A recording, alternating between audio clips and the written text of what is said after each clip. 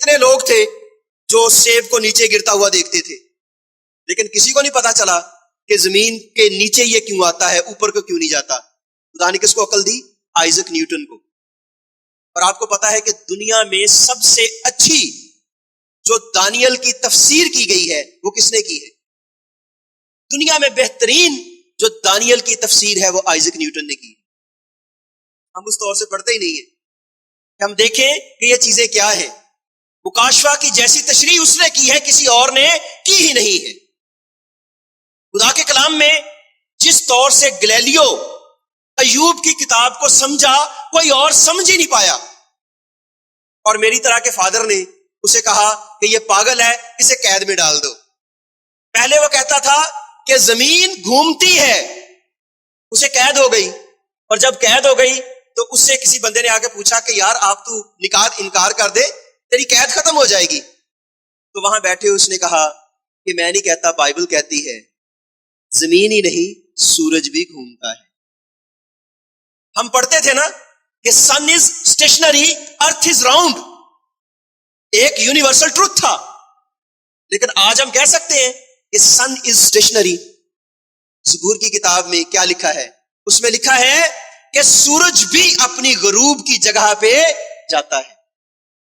مجھے سمجھ نہیں آتی تھی اس چیز کی، یہ جو پانی پانی ہم کرتے ہیں، دنیا میں سب سے زیادہ پانی کہاں پہ ہے؟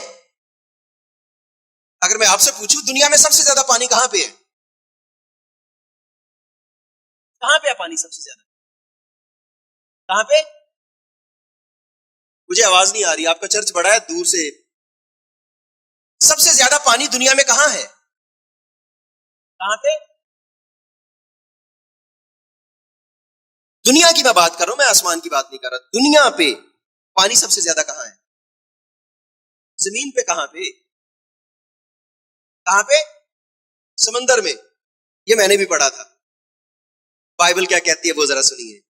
بڑے مان سے انہوں نے بلایا اور کہا کہ پاری صاحب آئیں گے، تو میں نے 1 بجے ایک اور سیمینار ہے اس پہ بھی جانا ہے۔ تو جیسے ہوتا ہے نا ایک ٹائم، میرے دوست یہاں بیٹھے ہوئے ہیں جن کے ساتھ میں نے اپنا بچپن اور سارا کچھ گزارا ہے، اور یہ کرم ہے، اس کا فضل ہے کہ خدا آج ہمیں یہاں تک لایا ہے۔ دنیا میں بائبل کیا کہتی ہے اور سائنس کیا کہتی ہے؟ 1970 سے پہلے یہ کہا جاتا تھا کہ پانی سب سے زیادہ سمندر میں ہے، پانی سب سے زیادہ سمندر میں ہے، اور یہ ہم پڑھتے تھے کہ 3 حصے دنیا کا پانی جو سمندر میں ہے، اور 1 حصہ جو دریاؤں میں، ندی نالوں میں، چشموں میں، گلیشیئر میں ہے۔ اور دنیا میں 3 حصے پانی ہے اور 1 حصہ خشکی ہے، یہی ہم پڑھتے تھے نا۔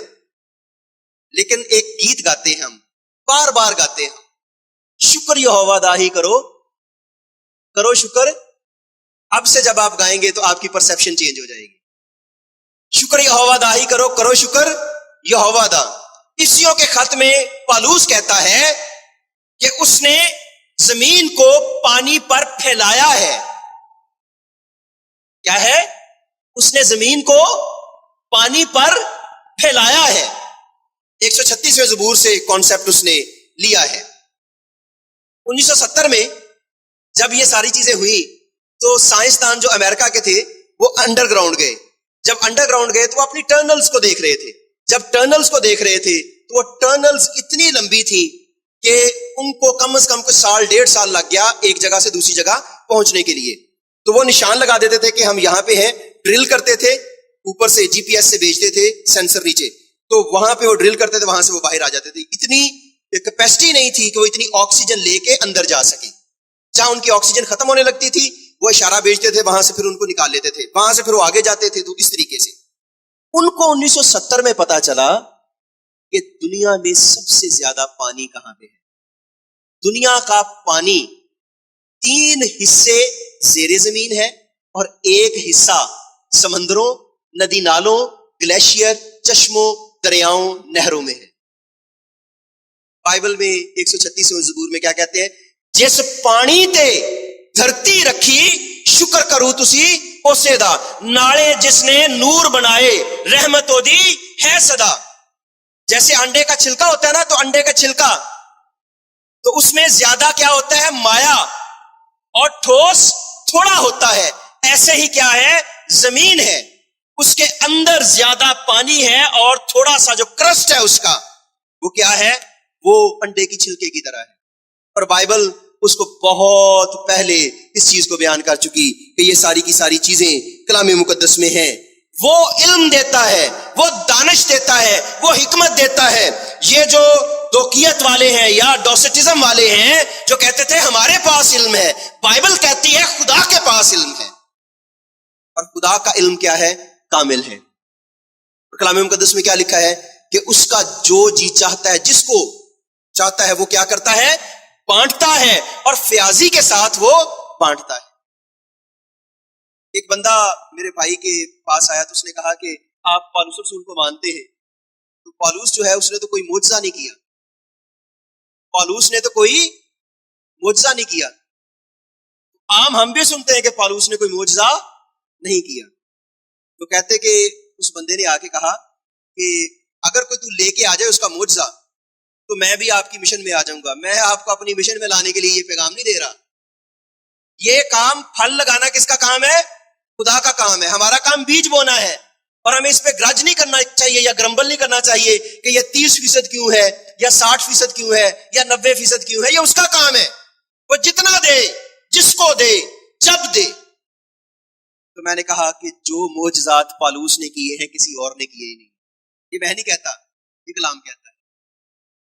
لوگوں کو کہنا پڑتا تھا کہ بدرو نکل جائے، لوگوں کو کہنا پڑتا تھا کہ بیمار شفا پا جائے، لیکن پالوس کے جسم سے رومال کو ایسے ٹچ کر کے لوگ لے جاتے تھے، اور جس کو وہ رومال لگتا تھا وہ شفا پا جائے. تو مجھے میرے بھائی نے کہا یار میری نظر تو اے حوالہ نہیں گزریا، اعمال کی کتاب کا حوالہ جو ہے. تو اس نے کہا میری نظر سے نہیں گزرا. تو مجھے خدا کے خادم کی بات یاد آئی. اس کو کسی بندے نے کہا کہ پادری صاحب میں بائبل وچوں 4 مرتبہ گزریا، مینوں بائبل دی سمجھ نہیں آئی. تو اس خدا دے خادم نے انہوں کیا کہ تو ایک باری بائبل نو اپنے وچوں گزرن دے تے تینوں ساری بائبل دی سمجھ آ جائے گی. میں اپنے بھرا نو بھی کیا، میرے تو زیادہ میں پادری ہاں، میں 4 یا 5 باری بائبل ختم کیتی ہوئے گی. وہ تقریباً ہر سال 2 یا 3 باری بائبل ختم کر دیندا ہے. میں انہوں کہا کہ تینوں تو پتا ہونا چاہیے سی نا اس حوالے دا. لیکن خدا عیاں کرتا ہے اپنے لوگوں پہ. اور اس کے بعد جو دوسری بدت تھی اس دور میں جو شاگردوں کے دور میں تھی، وہ تھی نوسٹسزم، دوکیت اس کو کہا جاتا ہے. اور یہ جو لفظ ہے یہ یونانی زبان کا لفظ ہے دوکین، اور دوکین کا مطلب ہے قیاسی یا مت یا ایسا لگتا ہے، اصل نہیں بلکہ صرف وہم. یہ اس کے ترجمے بنتے ہیں جو دوکیت کے ترجمے بنتے ہیں. یہ ٹرانسلیٹیشن ہے، ٹرانسلیشن نہیں ہے، کیونکہ ہمارے پاس اس کا کوئی ایسا ترجمہ نہیں تھا اردو میں جو ہم کر سکیں، تو اس لیے ہم اس کا ترجمہ ہی دوکیت کر دیا. ان کا جو مین جو تعلیم تھی وہ تعلیم یہ تھی کہ مسیح خداوند بدنی صورت میں دنیا میں ظاہر نہیں ہوا. اس کا جو بدن ہے وہ ہمارے بدن کی طرح نہیں ہے. اس کا بدن ایک چھلاوا ہے، اس کا بدن ایک روح ہے، اس کا بدن ایک پیکر ہے. اس کا بدن جو ہے وہ جسمانی نہیں ہے. اور میں کہتا ہوں کہ ہم توما کو بڑا گلہ کرتے ہیں کہ اس نے توما نے یہ سوال کیے اور توما نے یہ سوال کیے. میں کہتا ہوں کہ اگر توما کے 3 شک نہ ہوتے تو آج پادری زاہد بھی اتنے چیخ چیخ کے یسوع کا پرچار نہ کر رہا. پہلی بات جو 11ویں باب میں ہم دیکھتے ہیں جو یوحنا کی انجیل میں ہے، یسوع نے کہا ہمارا دوست لازر سو گیا ہے، آؤ اس کے پاس چلے. پھر یسوع نے واضح کر دیا کہ ہمارا دوست لازر مر گیا ہے، آؤ اس کے پاس چلے. توما کے الفاظ یاد ہیں؟ یوحنا کی انجیل 11واں باب.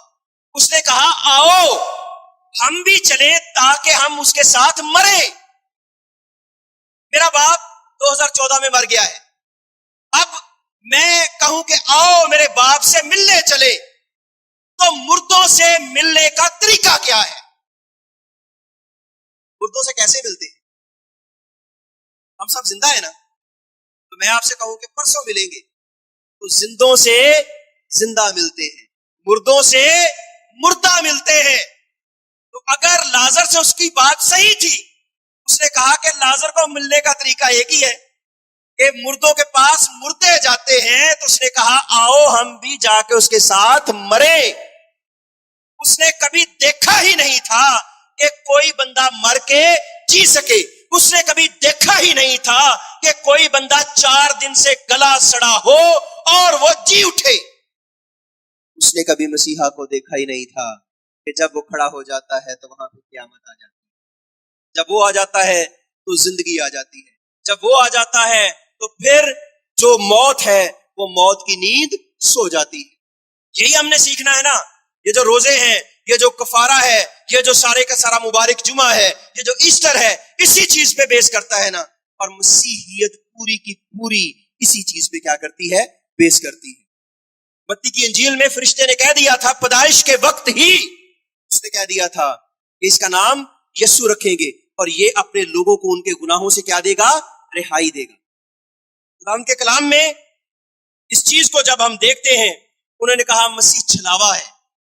دوسرا سوال پھر توما نے کیا، 14واں باب اور اس کی آنورڈ جو آیات ہیں، 5ویں 6 اور 7ویں آیت، یوحنا کی انجیل 14واں باب، بہت مشہور باب ہے۔ تمہارا دل نہ گھبرائے، تم خدا پر ایمان رکھتے ہو، مجھ پر بھی ایمان رکھو، میرے باپ کے گھر میں بہت سے مکان اگر نہ ہوتے تو میں تم سے کہہ دیتا میں جاتا ہوں تاکہ تمہارے لیے جگہ تیار کروں، تاکہ جہاں میں ہوں تم بھی ہو۔ کسی نے سوال نہیں کیا، کس نے سوال کیا؟ توما نے دوسرا سوال کیا۔ اس نے کہا اے خداوند ہم نہیں جانتے کہ تو کہاں جاتا ہے، پھر راہ کس طرح جانے؟ تو یسوع نے کیا کہا کہ ادھر کو آنا ہے، ادھر کو جانا ہے، یا کوئی موڑ آئے گا، یا یہ رستہ ہے۔ اس نے کہا اے توما اگر تو مجھ پہ چلے گا تو نہ کوئی موڑ، نہ کوئی سپیڈ بریکر، نہ کوئی سگنل، نہ کوئی پل آئے گا، تو سیدھا مجھ تک آئے گا۔ مجھ پہ چل کے تو دیکھ، راہ بھی میں ہوں اور حق بھی میں ہوں اور زندگی بھی میں ہوں۔ اور خدا ان کے کلام میں تیسرا سوال اس کا تھا، اور وہ سوال کیا تھا؟ سوال یہ تھا کہ جب تک میں اس کے ہاتھوں میں اپنی اور اس کی پسلی میں اپنا ہاتھ ڈال کے نہ دیکھ لوں میں یقین نہیں کروں گا۔ دوکیت والے کیا کہتے تھے؟ یسوع پیکر ہے۔ دوکیت والے کہتے تھے یسوع قیاس ہے۔ دوکیت والے کہتے تھے یسوع وہم ہے، یسوع چھلاوا ہے، اس کا بدن ہمارے بدن کی طرح نہیں ہے۔ میں نے کیا کہا؟ جب تک میں اس کے ہاتھوں میں اپنی انگلی اور اس کے پسلی میں اپنا ہاتھ ڈال کے نہ دیکھ لوں میں یقین نہیں کروں۔ یسوع آئے ہیں، شاگرد ڈرے ہوئے ہیں، دروازے کیا ہیں؟ بند ہیں، کیا بند ہیں، اور یسوع ان کے بیچ میں آ کے کھڑا ہو گیا اور ان سے کہا تمہاری سلامتی ہو، جو لوکا کی انجیل میں ہم پڑھتے ہیں۔ اور اس نے کہا اے توما بے اعتقاد نہ ہو، میں تیرا وہی یسوع ہوں، اپنے ہاتھ پاس لا اور میرے ہاتھوں میں ڈال کے دیکھ، اپنے ہاتھ پاس لا اور میری پسلی میں ڈال کے دیکھ، روح کے ہڈی اور گوشت نہیں ہوتے، تمہارے پاس کچھ کھانے کو ہے؟ انہوں نے کہا ہاں ہمارے پاس مچھلی ہے۔ یسوع نے ان کے روبرو کھایا، اور وہی شاگرد جو پہلے بھاگنے والے تھے، یسوع کا انکار کرنے والے تھے، وہی لوگ اس کے لیے مرنے والے ہو گئے۔